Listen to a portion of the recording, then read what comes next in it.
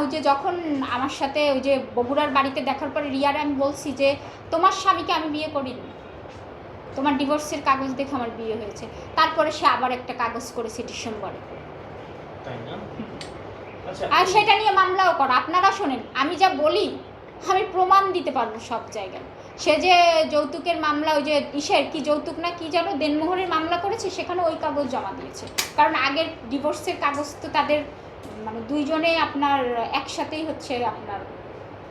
ওটা তো আমরা বগুড়ায় মামলা করতে গিয়েছিলাম, তখন হচ্ছে আমার এক ভাইয়ের বাড়িতে আমরা গোসল করতেছি, তখন ওই বলতেছে আমটারই করে। এটা তো আমরা এক জায়গায় একটু ভিডিও, ওরা তো ওই মিডিয়ার লোক, ভিডিও টিডিও বানাতো, ভিউ হতো, ইনকাম করতে চাইতো। রিয়া শোনেন, যখন হিরো আলমের সাথে আমার ঝামেলাটা হয় তখনই কিন্তু আমি অলরেডি থানায় গিয়েছি।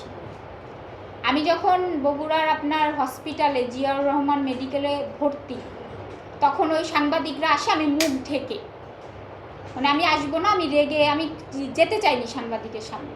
ওই ভিডিও দেখেও আমার সাথে যোগাযোগ করে। মামলা তো রিয়ামণি আমার সাথে কথা বললেও আমি করতাম, না করলেও। কারণ কি, আমি যখন প্রথমবার ওদের সাথে ঝগড়া হয়েছিল, আলম কিন্তু আমাকে অস্বীকার করেনি কোরআন শরীফ ছেড়ে। আমি কিন্তু গ্যাঞ্জাম ছাড়া ঢাকায় চলে আসছি, সব ছেড়ে, আমার সংসার ছেড়ে আমি চলে আসছি।